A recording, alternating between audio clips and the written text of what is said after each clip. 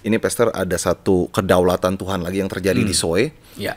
Ketika orang berdosa ditegur tidak mengakui, bahkan menolak untuk bertobat. Yes. Ada ultimatum untuk mati, dan akhirnya orang itu mati. Betul. Ini semengerikan ini kan nanti Pastor akan terjadi di kehidupan orang percaya umat Kristen.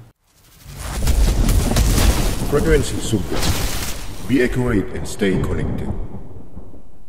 While we were sleeping that night, the host of angels, now I'm not sure how many because the people told us the story the next day, but they said it is like a whole choir of angels. They were going around the villages from house to house everywhere, and they were singing songs, worship songs and gospel songs and all that. And so the people in the village, they heard that, so they said to themselves, hey, there must be a team coming into the church here, so we better go there tomorrow morning and see if they are there, because of the songs that were going around all night. Mel Tari, seorang saksi hidup kebangunan rohani besar di Soe, Nusa Tenggara Timur, Indonesia. Pada saat itu ia masih berusia 18 tahun dan menyaksikan sendiri berbagai peristiwa supernatural yang Tuhan lakukan. Pada bulan Juli 1965, pengkhotbah dari Institut Injil Indonesia bernama Detmar Schoenemann bersama tim mendatangi Soe. Mereka melayani dan menubuatkan bahwa akan ada tim penginjilan yang dibentuk di Soe yang akan diutus ke berbagai daerah pedalaman. Kemudian pada tanggal 26 September 1965, tim tersebut bersama 200 orang mulai berdoa di sebuah gereja Presbyterian yang ada di sana. Sebagai informasi sebelumnya, gereja Presbyterian di mana doa-doanya itu biasanya dicatat dalam suatu lembaran. Kemudian juga ada urutan doa yang jelas dan selalu berdoa seorang demi seorang secara teratur dan tertib. Tetapi malam itu semua orang seperti melupakan urutan doa. Semua mulai berdoa secara serentak, bahkan pendeta di gereja tersebut tidak mampu mengontrol kondisi yang ada. Saat sedang berdoa, tiba-tiba terdengar suara angin kencang. Namun doa masih terus mereka lakukan. Mereka mulai mengangkat tangan dan memuji Tuhan dengan bahasa-bahasa yang baru, seperti bahasa Prancis, Jerman, Inggris, dan Ibrani. Di tengah ibadah berlangsung, ada suara orang banyak terdengar dari luar gereja. Rupanya orang-orang itu melihat ada api yang sedang membakar gereja tersebut. Namun anehnya, api besar yang mereka lihat tidak membakar gereja yang ada. Hal itu membuat mereka terheran-heran dan akhirnya banyak yang menerima Yesus. Banyak dari mereka yang mengakui dosa mereka dan meninggalkan jimat-jimat yang mereka pakai. Mereka kumpulkan dan mereka bakar. Ada pula orang yang menerima karunia dalam bentuk mimpi, penglihatan, dan pewahyuan. Dan itu bukan hanya terjadi di kalangan pendeta, tapi juga kepada rakyat biasa. Dalam kasus-kasus ekstrim lainnya, orang-orang yang tidak mengakui dosanya, padahal Roh Kudus sudah menegur, sudah menyatakannya melalui seseorang. Orang tersebut seketika bisa meninggal di tempat. Bahkan ada seseorang yang sedang mengikuti kebaktian. Di tengah kebaktian tersebut, orang itu ditegur oleh pemimpin bahwa ia memiliki dosa yang tidak diakui, yang terus disimpan. Ada tuak di dalam rumahnya karena ia adalah seorang pemabuk. Namun sayangnya orang ini menyangkal di depan jemaat. Namun pemimpin itu memberikan ultimatum, yaitu dalam rentang waktu 24 jam, dimulai dari ketika dia mendengar firman itu. Jika tidak bertobat, maka orang itu akan mati. Sayangnya orang itu tetap menyangkal. Di keesokan harinya ketika dia datang lagi ke pertemuan ibadah tersebut. Ketika dia hanya masih memiliki sedikit waktu untuk hidup, ia tetap menyangkal dan akhirnya ia terjatuh dan meninggal. Beberapa mujizat lain yang terjadi di sana. Yang pertama yang sering kita dengar, air berubah menjadi anggur. Saat pertobatan terjadi, terbentuklah suatu kebiasaan baru, yaitu untuk menjauhi segala macam tuak dan minuman keras. Sebelumnya mereka menggunakan tuak untuk dijadikan perjamuan kudus karena tidak ada anggur di sana. Namun sampai akhirnya dalam suatu kebaktian mereka hanya memakai air biasa saja untuk perjamuan kudus. Dan para pendoa mendoakan air tersebut. Mereka mempunyai iman bahwa Tuhan sanggup mengubahkan air itu menjadi anggur. Air itu pun benar-benar menjadi anggur yang siap untuk diminum, dan hal itu berlangsung kira-kira 1,5 tahun lamanya. Ya baik, Pastor Stephen, jika kita mendengar kisah ini, Pastor, rasanya hal-hal mustahil itu sepertinya mulai biasa di dalam kebangunan rohani yang terjadi di Soe. Ya. Sebenarnya Pastor Stephen, apa maksud Tuhan melakukan ini di dalam satu kota, di dalam satu desa bahkan? Apa sebenarnya menjadi tujuan Tuhan pada saat itu, Pastor? Saya percaya yang namanya intervensi Tuhan, mujizat, itu selalu punya tujuan. Dan tujuannya adalah yang pertama membangkitkan hasrat kita terhadap hal-hal rohani dalam skala yang jauh lebih besar. Dibandingkan kalau kita hanya sekedar ya menjalani kehidupan kerohanian yang biasa. Iya. Sebuah mujizat itu akan bisa membangkitkan hasrat kerohanian seseorang akan perkara-perkara ilahi, akan hal-hal tentang Tuhan, itu dalam skala yang jauh lebih dahsyat. Dan tujuannya tidak lain adalah untuk menata ulang pola kehidupan, dasar keyakinan yang dimiliki pertama-tama oleh umat Tuhan mungkin. Iya. Karena biasanya mujizat itu terjadi di dalam kehidupan orang-orang percaya. Baru kemudian ketika Tuhan mulai membangun kehidupan orang percaya, dan pada saat yang sama berita tentang mujizat itu mulai tersebar di antara orang-orang lain yang bahkan mungkin non-Kristen, ini akan mengakibatkan berita tentang mujizat dan pola kehidupan orang percaya yang terus dibangun di dalam firman dan roh, ini akan menjadi sebuah tanda menyatakan kepada masyarakat luas bahwa Tuhan itu nyata. Dan Tuhan itu masih terus bekerja sampai pada hari ini. Kenapa hal ini menjadi sangat penting? Karena di tengah-tengah dunia yang semakin rusak, semakin bobrok, semakin individual, ya Alkitab mengatakan kasih kebanyakan orang akan menjadi semakin dingin.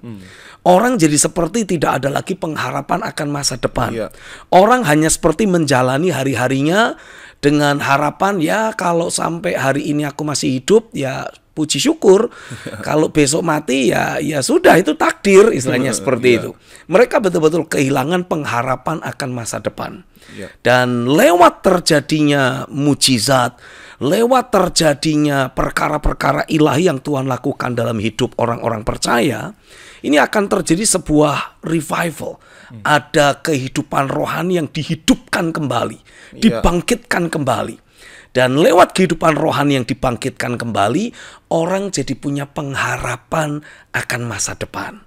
Dan saya percaya hal-hal seperti itu sekarang sedang sangat kita butuhkan. Jadi saya meyakini betul lewat kehidupan orang-orang percaya, sekali lagi realitas sorga itu akan dihadirkan. Ya, yang penting kita membangun kehidupan kita di atas kebenaran dan memastikan kita punya keterhubungan yang real. Keterhubungan yang sehat, keterhubungan yang nyata dengan keberadaan Tuhan dan dengan realita kerajaan itu sendiri. Otomatis kehidupan sehari-hari kita ini akan mulai dibedakan dan diistimewakan.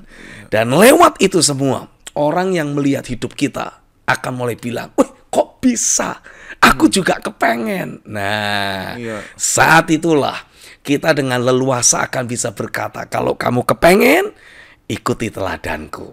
Nah, jadi Pastor, yang memantik Pastor untuk Tuhan melakukan hal tersebut di dalam satu daerah itu sebenarnya apa, Pastor?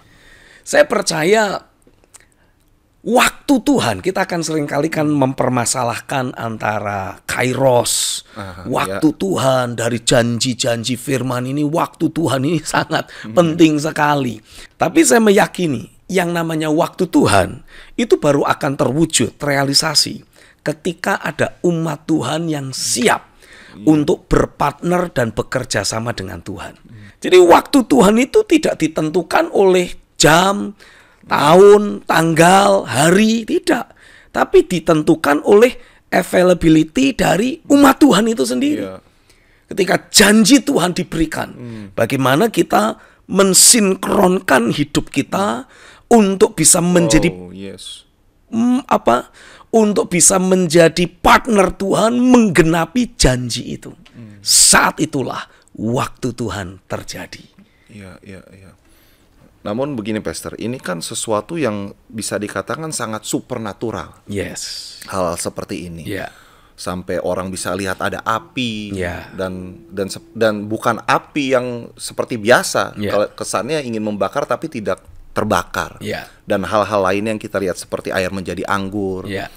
Nah, untuk merasionalkan ini Pastor, kepada orang-orang yang memang sangat butuh pikiran yang logis, itu seperti apa Pastor? Apakah mereka harus mengalaminya dulu atau mereka hanya sekedar diceritakan? Apakah nanti Tuhan benar-benar akan melawat mereka juga?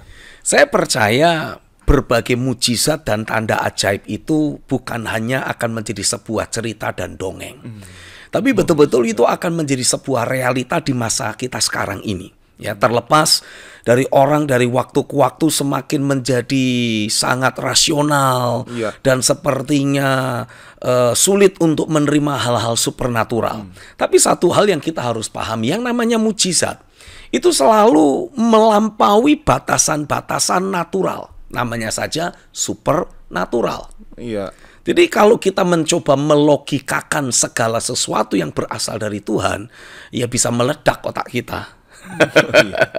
Nggak sanggup ya. Nggak akan sanggup. Ya. Jadi yang harus kita lakukan apa? Kita mulai dengan hidup kita.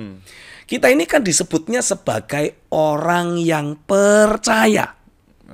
Ya dimulai dari kita yang percaya dulu. Ketika kita percaya pada janji Tuhan, percaya pada pernyataan-pernyataan firman, mari kita kejar hal tersebut. Mari kita selaraskan hidup kita. Sehingga sebagai akibatnya kita bukan hanya sekedar percaya dalam pengertian ini hanya sebuah wacana, tapi kita betul-betul mengalami apa yang kita percayai. Mengalami realita dari janji-janji Tuhan. Nah, ketika kita sudah mengalami manifestasi dari pernyataan firman, janji-janji Tuhan yang Tuhan berikan, maka artinya kita sudah mulai punya sebuah posisi rohani yang berbeda. Karena kita ngalami kok. Jadi kita cerita berdasarkan apa yang kita alami. Bukan lagi berdasarkan wacana, informasi, atau cerita orang lain. Nah, maka ketika kita sudah mulai mengalami apa yang menjadi janji Tuhan dan kita mulai ceritakan kepada orang lain, Alkitab menuliskan kita ini adalah saksi. Saksi dari kuasa kebangkitan Tuhan. Nah, yang namanya menjadi saksi itu ya harus ngalami. Kalau tidak, kita tidak punya legitimasi hukum untuk berbicara. Nah, tapi ketika kita mengalami, kita menjadi saksi mata, kita memiliki legitimasi hukum untuk berkata-kata. Dan itulah yang sebetulnya Alkitab maksudkan, kamu akan menerima kuasa dan kamu akan menjadi saksiku. Jadi selama ini saya mendapati ada banyak orang Kristen, wah saya mau bersaksi, saya mau penginjilan. Tapi tidak ada kuasa kebangkitan yang pertama-tama dia alami. Jadi ya tidak ada kuasa di dalam apa yang dia katakan.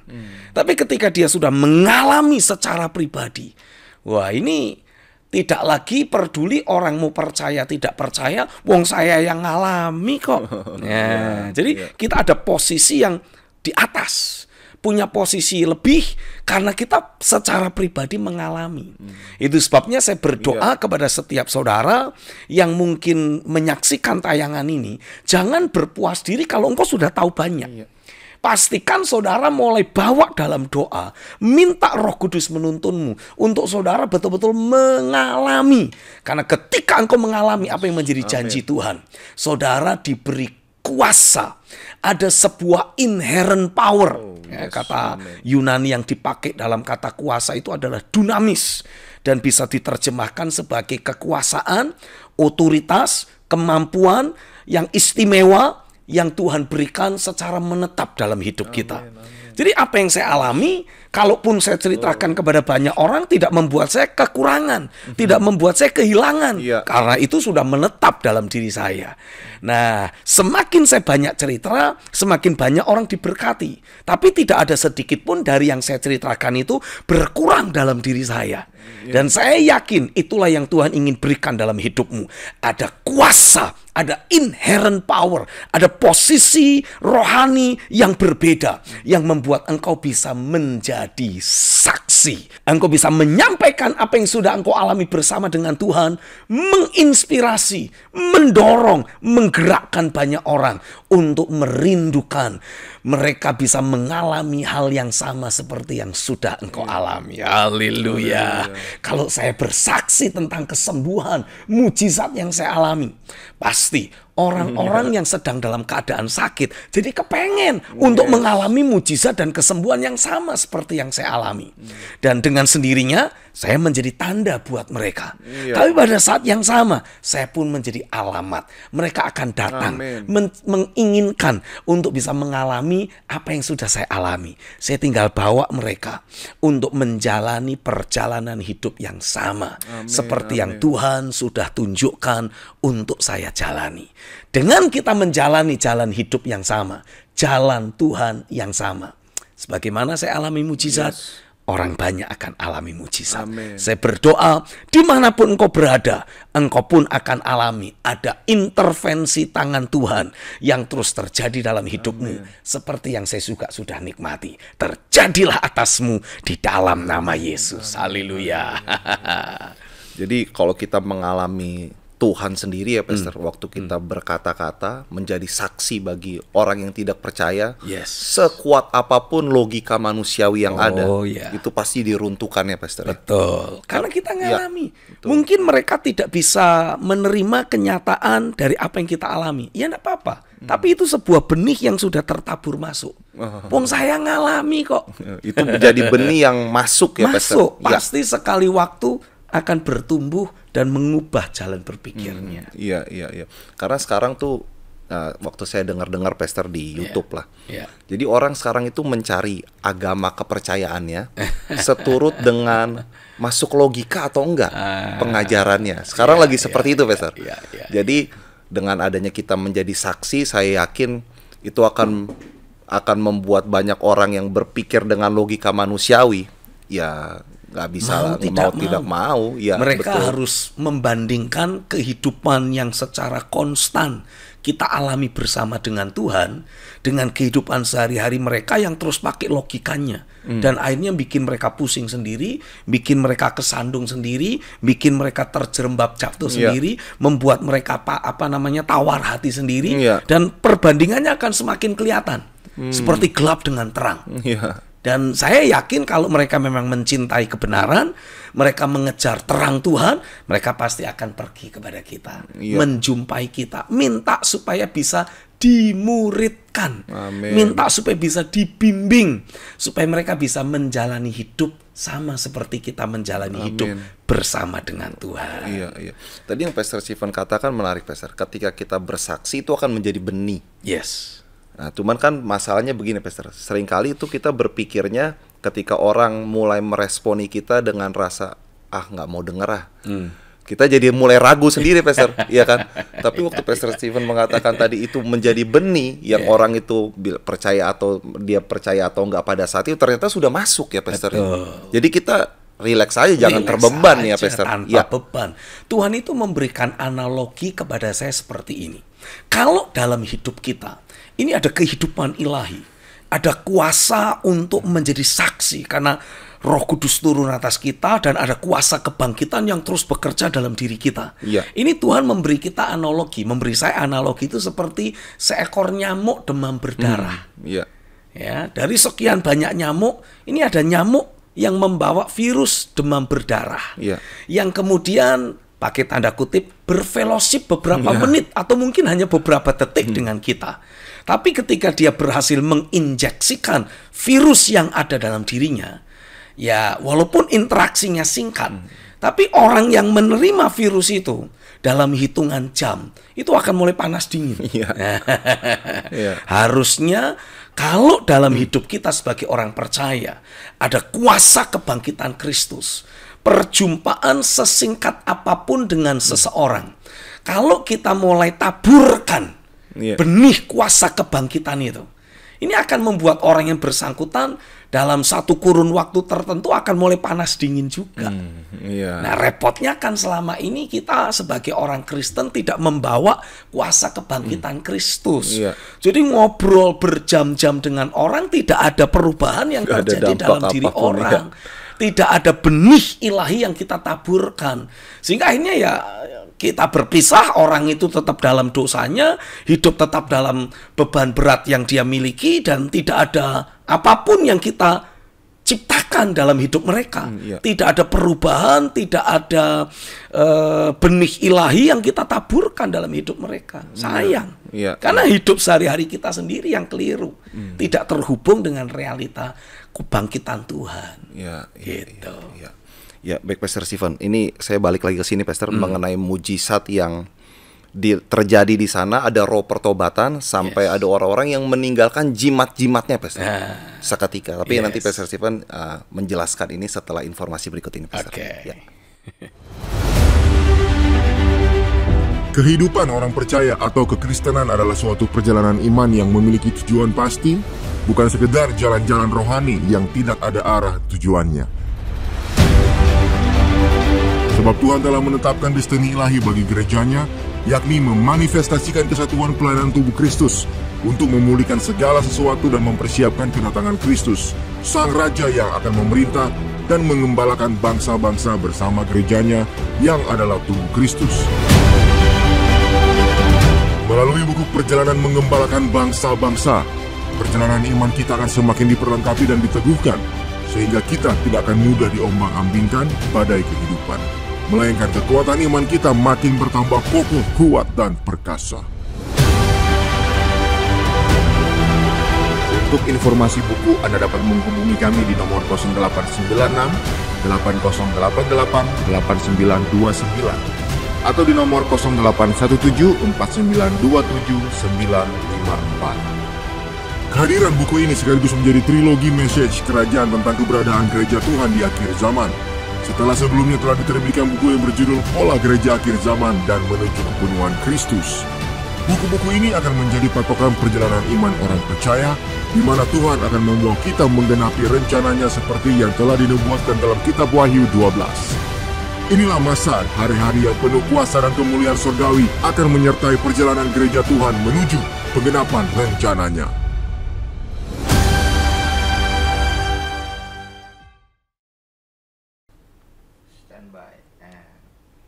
Ya, baik Pastor Stephen, kita akan melanjutkan kembali. Di Soe terjadi pencurahan roh dan banyak orang ngalamin pertobatan, meninggalkan jimat-jimatnya yang ada. Nah, kondisi di Indonesia, Pastor, sampai saat ini pun ternyata masih banyak orang juga yang menggunakan jimat, Pastor. Iya. Cuman sekarang udah modern. Udah modern, iya. Bahkan saat ini banyak orang lebih mempercayai setan, makhluk astral katanya begitu, Pastor, daripada realita keberadaan Tuhan. Mereka lebih merasakan hal-hal tersebut. Nah, dengan adanya pencurahan roh yang saya percaya akan terjadi kembali di Indonesia, apakah itu juga akan membebaskan orang-orang tersebut, Pastor? Oh iya, saya yakin.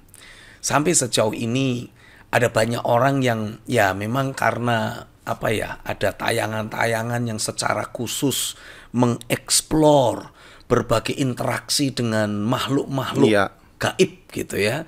Sementara hampir bisa dikatakan jarang ada hamba-hamba Tuhan atau orang percaya yang menceritakan interaksi yang mereka alami secara pribadi dengan Tuhan. Ya, jadi akibatnya ya orang punya awareness tentang setan lebih kuat, lebih banyak daripada kesadaran mereka akan keberadaan Tuhan. Nah, sudah waktunya lah kita sebagai hamba-hamba Tuhan secara pribadi mengalami realita Tuhan. Dan kemudian kita tularkan kepada jemaat. Sehingga sebagai akibatnya kita menjadi satu kelompok orang yang mulai menceritakan tentang interaksi dan realita Tuhan yang kita alami kemana-mana. Sehingga orang mulai punya, pakai tanda kutip, balancing lah. Jangan cuma dengar setan bisa begini dan begitu. Tuhan pun tidak tinggal diam. Tuhan pun tetap bekerja dan dia sangat nyata. Dan inilah yang perlu untuk kita bagikan kepada banyak orang. Itu harusnya leluasa saja ya, Pastor, ya. Karena mereka menceritakan setan dan hal gaib lainnya aja enjoy aja. Enjoy aja dan tidak ragu untuk dipandang dengan mata aneh gitu. Ya sekarang sudah tidak mata aneh lagi karena sudah semakin banyak yang mengalami dan menceritakan pengalaman supernatural mereka dengan makhluk-makhluk halus itu. Nah sudah sewajarnya kita hamba-hamba Tuhan, kita jemaat Tuhan ya mulai menceritakan interaksi yang kita alami dengan Tuhan. Karena Tuhan itu sama realnya, jauh lebih real dalam hidup kita seharusnya. Sehingga kita bisa ceritakan kepada banyak orang dengan leluasa. Ya, kita seharusnya dengan enteng bisa bilang Tuhan baru berbicara kepada saya. Harusnya dengan enteng ya, Pastor. Jangan nanti orang ngomong apa ya? Nanti saya dipandang dengan pandangan aneh. Ya biarin aja mata-mata mereka. Tapi kita kan sedang menceritakan apa yang kita alami. Tuhan itu nyata dalam hidup kita. Dia berfirman, dia berbicara. Dan sudah sewajarnya kalau kita menceritakan apa yang menjadi percakapan kita dengan Tuhan kepada orang lain. Normal-normal saja. Misalkan contoh, saya baru ngobrol dengan istri. Lalu saya ceritakan percakapan dengan istri ini kepada orang lain. Kan normal. Saya baru ketemu sama siapa, katakanlah. Salah satu bintang film katakanlah gitu. Karena interaksi yang terjadi kita sempat ngobrol lalu saya ceritakan kepada orang-orang lain. Kan normal, biasa, wajar. Nah kalau saya baru ketemu Tuhan dan saya menceritakan apa yang menjadi interaksi kami, kan ya juga wajar, normal. Nah repotnya paradigma kita ini seringkali sudah terlanjur terkungkung, terlanjur terpenjara dengan paradigma keagamawian yang menyatakan Tuhan itu maha kudus. Sehingga tidak bisa terjangkau oleh kita yang penuh dengan kekurangan, kelemahan dan keterbatasan. Ya memang kita pribadi yang masih punya banyak kekurangan. Tapi permasalahannya kita ini kan hidup di dalam Kristus. Sementara Kristus sudah mati di atas kayu salib, mewujudkan ketaatan yang sempurna di hadapan Bapa. Dan dalam konteks interaksi dengan orang percaya, Bapa di sorga, pencipta langit dan bumi, tidak lagi melihat keterbatasan kita.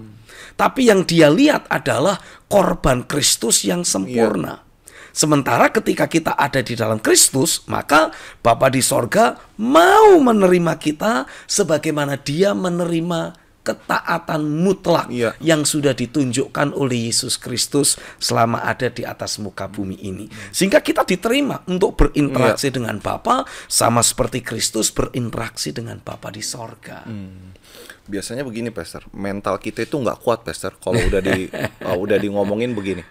Halu ini mah halu doang. Buat sendiri ceritanya. Karena ya seperti Pastor Stephen bilang tadi bahwa Tuhan tuh jauh di sorga dan kita ini pribadi yang tidak kudus, Tuhan pribadi yang kudus. Gimana ketemunya? Betul. Nah, itu untuk bangun mental yang tangguh gitu, Pastor. Menghadapi suara-suara miring itu seperti apa, Pastor? Ya, selama kita mengalami interaksi dengan Tuhan itu sedemikian real dalam hidup kita, ya kalau menurut saya sih ya terserah opini orang. Wong yang penting saya ngalami kok. Kebetulan istilahnya gini, sama saja lah. Kayak orang katakanlah semalam baru dikejar kuntilanak gitu. Dia kan ngalami. Ketika dia cerita sama orang lain, orang tidak percaya, ya sudah terserah. You nggak percaya, wong aku yang ngalami. Aku aja sampai merindingnya berasa sampai sekarang, kan gitu kisahnya. Malah banyak orang lebih percaya itu lagi. Itu masalahnya. Berarti paradigma orang ini harus berubah. Ini yang harus berubah paradigma orang. Tapi di sisi yang lain kita perlu memastikan hidup kita pun mengalami perubahan paradigma. Karena seringkali kita ini gimana ya? Sebagai orang Kristen itu tidak mau menunjukkan jati diri kita yang sesungguhnya. Ya mungkin karena terlalu lama ada dalam tekanan, ditolak banyak orang, labeling minoritas. Ini membuat kita memiliki mentalitas yang tidak baik. Sehingga sebagai akibatnya kalau kita mengalami sesuatu dengan Tuhan, udah nggak usah diceritain deh. Kalau perlu ditutupi aja deh. Ntar kita dibilangnya lebih aneh lagi. Udah lu minoritas, halu lagi. Kan lebih konyol nanti jadinya. Udahlah, nggak usah lah. Nah, ketakutan-ketakutan seperti itu seringkali disebabkan karena persepsi diri yang kita miliki ini masih keliru. Mentalitas kita belum terbangun seperti yang seharusnya. Harusnya kita seperti Sadrak, Mesakh, Abednego. Nggak peduli tawaran dari Raja Nebukadnezar. Dan tidak penting juga apakah nanti Tuhan akan datang menolong, menyelamatkan, memberi bukti atau tidak, tidak peduli, tak penting. Yang penting, aku tidak mau menyembah patung emas yang raja buat. Yang penting, aku mau pertahankan imanku. Yang penting, aku mau saksikan apa yang menjadi dasar keyakinan dalam hidupku. Ini yang seharusnya terbangun sebagai mentalitas dan dasar berpikir kita. Kalau itu yang mulai terbangun dalam hidup kita enteng aja cerita. Baru tadi saya dengar Tuhan berbicara bla bla bla bla bla. Dan kalau kita menyampaikan sesuatu yang real berasal dari Tuhan, selaras dengan firman, saya yakin ini pasti akan masuk dalam hidup orang. Jadi jangan dibuat-buat juga ya, jangan dibuat-buat juga.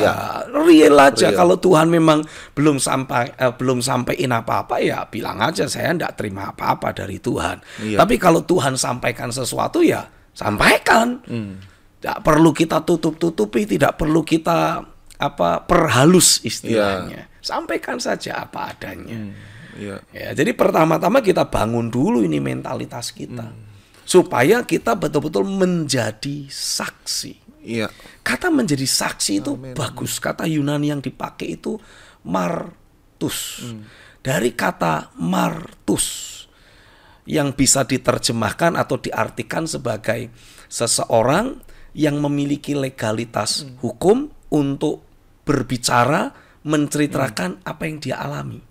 Dari kata martus kita mendapat kata martir. Orang yang rela mempertaruhkan nyawanya, rela mati demi mempertahankan apa yang dia yakini, mempertahankan apa yang dia berceritakan sebagai sebuah saksi. Nah, kita selama ini tidak punya mentalitas sebagai martir. Kita semuanya cari aman. Safe player semua. Jadi ya akhirnya tidak ada yang menjadi saksi. Nah, saya berdoa biarlah seberapa banyak engkau yang mengikuti program tayangan ini, engkau betul-betul alami ada pekerjaan firman dan roh yang mencetak hidupmu sedemikian rupa sehingga ada roh martir, mentalitas sebagai seorang martir, orang yang rela mempertahankan apa yang dia yakini. Walaupun ada konsekuensi kehilangan nyawa yang mulai Tuhan bangun dalam hidupmu. Terjadilah di dalam nama Yesus. Haleluya. Haleluya. Hati saya jadi berkobar-kobar. Aku tuh yakin sekali mental block kita tuh sedang dibongkar ketika tadi Pastor Stephen mengatakan. Karena begini Pastor, berbicara menjadi saksi, menjadi martir itu kan. Kita itu ngomongin tentang Tuhan itu sepertinya terbatas. Bahkan kita seringkali ini hanya untuk kalangan sendiri. Padahal yang ngomongin setan-setan itu untuk semua kalangan. Kita mental block ya, Pastor ya. Iya, itu mental. Jadi kita nutup diri untuk ya ini ngomongin Tuhan untuk kalangan sendiri. Padahal semua orang butuh Tuhan. Harusnya itu kita sampaikan untuk semua orang tanpa kita takut-takut lagi. Dan saya percaya ini waktunya kita betul-betul mulai menyampaikan hal-hal yang sifatnya hakiki. Alasan ada banyak orang melakukan penolakan terhadap kekristenan karena orang-orang yang berbicara tentang kekristenan ini selalu punya konotasi mengkristenkan orang, menjadikan orang berpindah agama. Nah, sementara Yesus sendiri tidak pernah mendirikan agama. Dia turun ke dalam dunia ini untuk memberitakan tentang kerajaan Allah, kerajaan sorga. Nah, ada jalan-jalan Tuhan yang dia berikan sebagai contoh dan teladan yang seharusnya kita adopsi dan kita ceritakan. Nah, jalan-jalan Tuhan yang harus kita ceritakan pada semua orang, ini nggak ada batasan dan tidak ada kaitannya dengan agama. Ini yang harus kita sampaikan dan ini yang harus kita tegaskan. Ya, sebetulnya istilah mengkristenkan itu tidak pernah datang dari gereja Tuhan, tidak pernah datang dari orang-orang percaya. Ini datangnya dari kelompok orang yang sedang ketakutan kehilangan pengaruh dalam kelompok-kelompoknya sendiri. Iya, iya. Nah, ini yang harus kita tanggulangi. Kita harus dengan lantang bilang, loh kalau saya menyampaikan jalan Tuhan, ini tidak ada kaitannya dengan masalah agama. Wong saya sendiri bukan orang yang beragama. Saya ini orang yang punya persekutuan yang hidup dengan Tuhan. Itulah Saya ini, esensi kekristenan itu esensi sendiri. kekristenan. Saya ini bukan orang beragama. Saya ini orang yang menjalani jalan hidup yang diajarkan oleh Tuhan. Iya. Loh, berarti Bapak ateis. Oh, ya ini keblinger namanya. Ateis itu tidak bertuhan. Lah saya ini punya realita Tuhan. Agama itu lain. Agama itu usaha manusia untuk mencoba mencari Tuhan atau mengenali Tuhannya. Iya. Sementara saya dalam kekristenan itu beda. Saya itu bertemu dengan Tuhan dan mengikuti jalan hidup yang Tuhan tunjukkan. Ini dua hal yang sangat bertolak belakang. Jadi nggak perlu alergi dikristenkan ya, Pastor ya? Tidak perlu iya. takut dikristenkan. Karena realita kekristenan yang sejati itu bukan sebuah agama. Realita kekristenan yang sejati itu menjalani jalan hidup yang diajarkan oleh Tuhan. Dan Iya. ini semua orang harus lalui. Karena kalau kamu atau kita tidak mau menjalani jalan hidup yang diajarkan oleh Tuhan, artinya kita sedang membangun jalan hidup kita sendiri. Atau kita sedang mengikuti jalan hidup dunia ini. Iya. Which is, ini hanya akan membuat kehidupan kita semakin rusak. Iya. Membuat kehidupan kita semakin hambar. Karena kalau kita mendapati kehidupan yang bermewah-mewah, kehidupan yang penuh dengan glamor, Hedonisme, hedonisme, itu adalah jalan hidup loh. Dan itu jalan hidup yang diajarkan dunia ini. Iya. Dan itu akan merusak kehidupan banyak orang. Sementara jalan hidup yang Tuhan ajarkan, ini beda. Jalan hidup yang Tuhan ajarkan memberitahu kita, hati-hati. Apapun yang kamu ucapkan, apapun yang kamu lakukan, itu sebuah taburan. Kalau kita menabur sesuai dengan kebenaran, kita akan menuai kehidupan yang baik, kehidupan yang ilahi. Iya. Kalau kita menabur mengikuti hasrat, keinginan, kedagingan dari di hidup kita, Iya. ya kita akan menuai kehancuran, menuai kematian. Nah, ini jelas, ini jalan Tuhan. Iya. Dan itu yang harus kita jalani. Hati-hati dengan perkataanmu. Walaupun kita mungkin cuma sekedar melakukan self-talk istilahnya. Iya. Aduh, aku ini kok bodoh amat ya. Nah, ini sebuah ucapan yang mengutuki diri sendiri. Ada jalan Tuhan yang harus kita praktekkan. Apa itu? Ya, kalau berbicara, berkata-kata, perkatakanlah kata-kata yang positif, yang optimis, Iya. yang selaras dengan firman.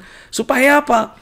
Jangan kita sudah berdoa, bagus, positif, tapi kemudian dalam hidup sehari-hari kita melakukan self-talk yang membatalkan doa kita. Iya. Nah, jadi kita mulai Yes. menjagai Amin. perkataan kita. Supaya perkataan kita selalu positif, optimis, kita mulai dengan membenahi hati. Kalau kita benahi hati sesuai dengan firman, perkataan kita pasti selaras dengan firman. Iya. Dan dengan demikian, kita akan melihat perkara-perkara yang ilahi akan terus terjadi atas hidup kita. Ini adalah jalan hidup yang Tuhan ajarkan untuk kita sebagai orang percaya jalani, dan kemudian ketika kita mengalami, kita ceritakan kepada yang lain. Kita menjadi saksi, Iya. mengajak orang-orang lain menjalani jalan hidup yang sama. Iya. Begitu. Iya. Amin, amin. Menjalani hidup bersama dengan Tuhan. Yes. Itu benar-benar hidup sorga itu ada di bumi ya, Pastor. Iya, kita mengalami ada berkat dari Tuhan, berkat dari Bapa Amin. yang terus menyertai Amin. kita. Karena kita tata hidup kita dengan akurat. Iya, iya, iya. Baik, Pastor Stephen. Ini, Pastor, ada satu kedaulatan Tuhan lagi yang terjadi di Soe. Ya. Ketika orang berdosa ditegur tidak mengakui, bahkan menolak untuk bertobat, Yes. ada ultimatum untuk mati, dan akhirnya orang itu mati. Betul. Ini semengerikan ini kan nanti, Pastor, akan terjadi di kehidupan orang percaya umat Kristen. Tapi nanti, Pastor, ya, setelah informasi berikut ini. Oke. Apakah mungkin gereja Tuhan mengalami kepenuhan Kristus seperti yang dinubuatkan di dalam Alkitab? Bagaimana jati diri umat Tuhan yang sesungguhnya di dalam Tuhan? Bagaimana wujud pelayanan tubuh Kristus di akhir zaman nantinya? Apakah masih terpecah belah karena denominasi yang ada? Temukan jawabannya di dalam buku Menuju Kepenuhan Kristus yang ditulis oleh Pastor Stephen Agustinus. Terimalah pemahaman yang akurat seturut kebenaran firman mengenai kesatuan tubuh Kristus.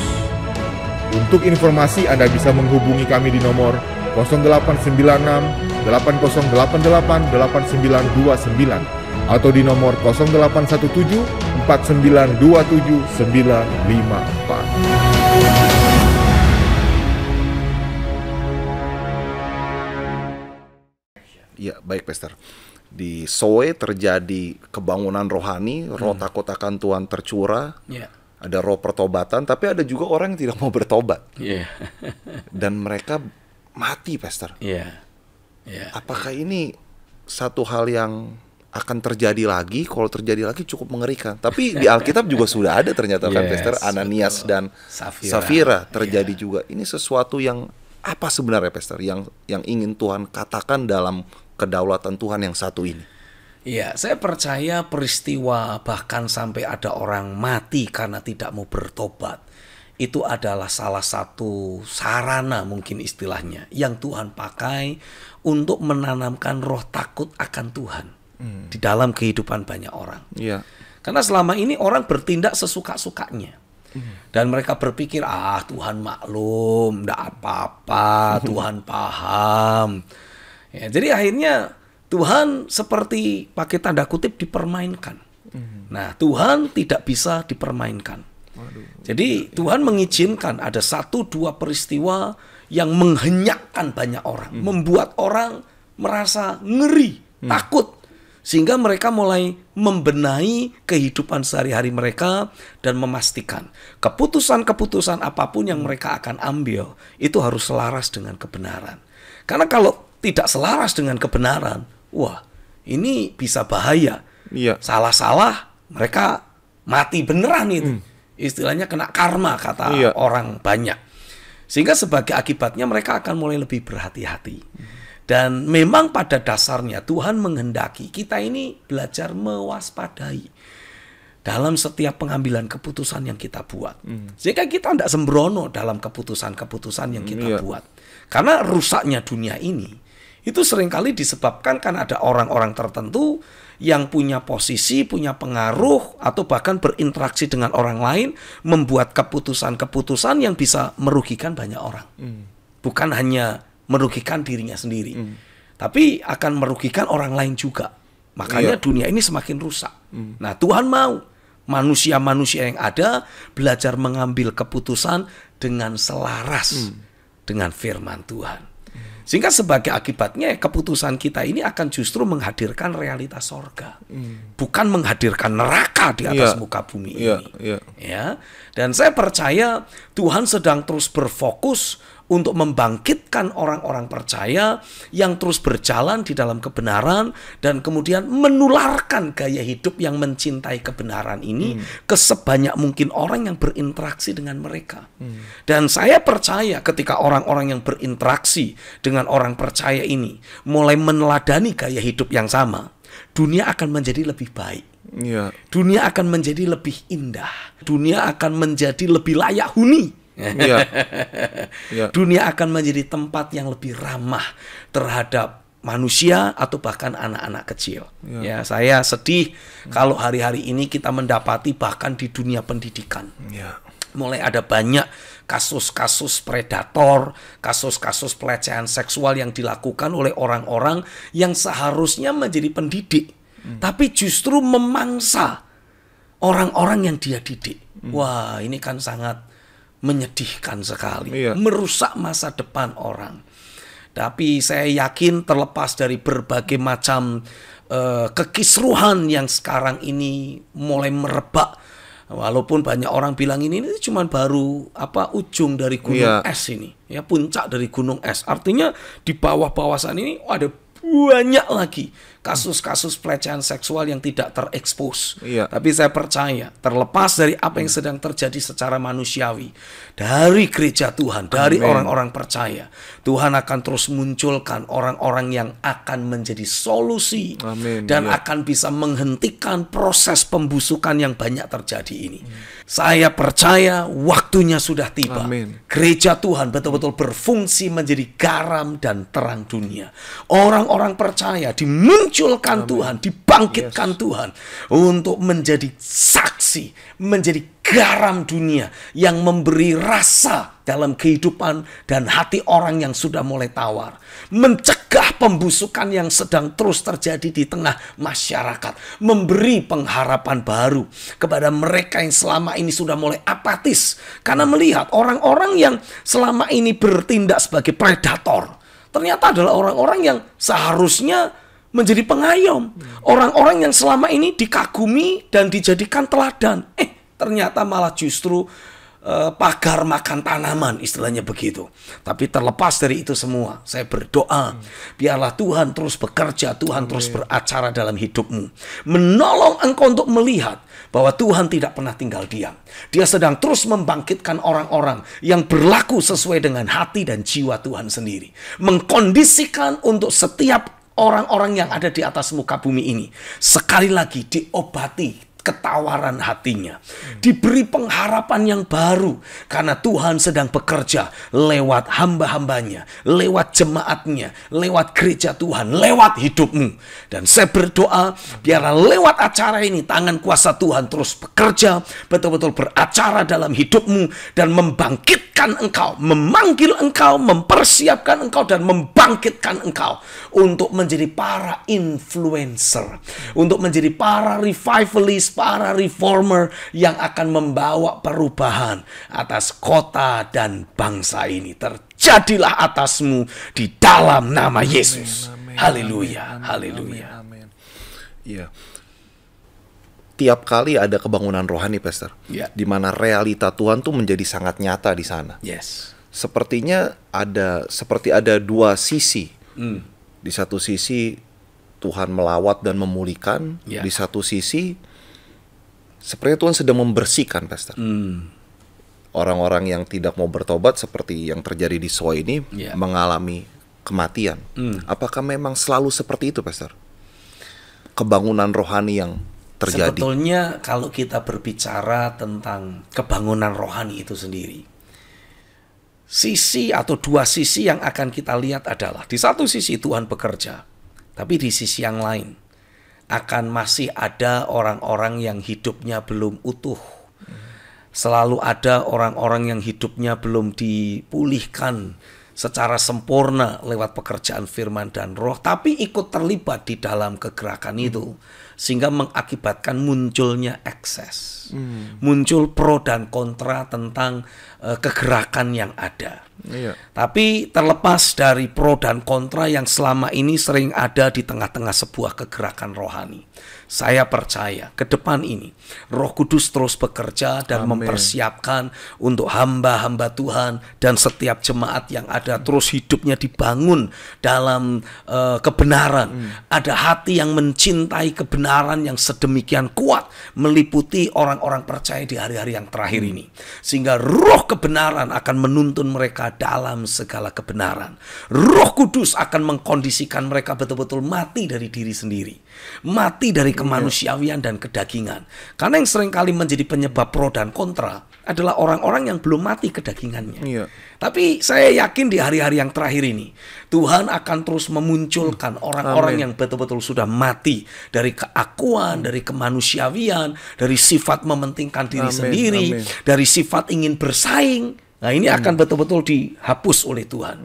Dan orang-orang yang sudah dipersiapkan oleh tangan Tuhan inilah yang akan Tuhan munculkan. Sehingga kegerakan yang ada tidak lagi dicemari, tidak lagi dikotori oleh perbuatan daging dan perbuatan kemanusiawian yang selama ini menguasai kehidupan orang-orang tertentu yang bergabung dalam kegerakan yang ada. Jadi saya berdoa kepada seberapa banyak saudara yang menyaksikan tayangan ini, jangan pernah patah semangat. Jangan pernah menjadi tawar hati. Jangan pernah menjadi menarik diri dari apa yang Tuhan akan kerjakan. Lihat pola Tuhan yang sedang bekerja. Dan perhatikan sungguh-sungguh apa yang Tuhan sudah rancangkan dalam kegerakan di hari-hari yang terakhir ini. Biarlah pengharapan yang baru tumbuh dalam hidupmu. Kalaupun engkau adalah hamba-hamba Tuhan yang pernah dipakai Tuhan dalam kegerakan, tapi karena satu dan lain hal, engkau menjadi kecewa, engkau menarik diri dari kegerakan yang ada. Saya berdoa, biarlah Roh Kudus kembali bekerja dalam hidupmu, menanamkan pengharapan baru, membangkitkan engkau, memberi engkau kemampuan untuk bergerak dalam kegerakan yang Tuhan sedang akan lakukan ini. Memposisikan dirimu, memfungsikan dirimu, meleburkan dirimu di dalam kegerakan yang Tuhan akan lakukan ini. Dan biarlah Tuhan pakai engkau sekali lagi dengan dahsyat dan luar biasa. Terjadilah atasmu di dalam nama Yesus. Tapi ingat satu hal, walaupun dulu engkau pernah menjadi tokoh kegerakan, ingat kegerakan yang akan datang berbeda dengan apa yang pernah terjadi di masa lalu. Baptis dirimu terlebih dahulu dengan prinsip-prinsip firman dan prinsip-prinsip kebenaran yang sangat kita butuhkan untuk membawa kita sejalan, selaras dengan apa yang Tuhan akan kerjakan di masa yang akan datang. Amin. Baptis dirimu dengan apa yang Tuhan sedang suarakan bagi gerejanya pada hari-hari ini. God bless you, dan saya berdoa roh pewahyuan, roh hikmat dan pengenalan akan Tuhan dicurahkan dalam hidupmu, menuntun engkau untuk disatukan dengan kegerakan yang Tuhan sedang akan kerjakan ini. Haleluya. Iya. Baik, Pastor. Ternyata di Soe tidak hanya yang tadi kita dengar mujizat yang terjadi, Pastor. Tapi ada juga mujizat seperti ada suara malaikat yang didengar banyak orang. Lalu ada yang berjalan di atas air. Bahkan ada yang pindah tempat dari satu tempat ke tempat yang lainnya, seperti Filipus. Itu terjadi di sana. Nah, Pastor, kita akan membahas mengenai mujizat ada paduan suara malaikat yang didengar oleh banyak orang.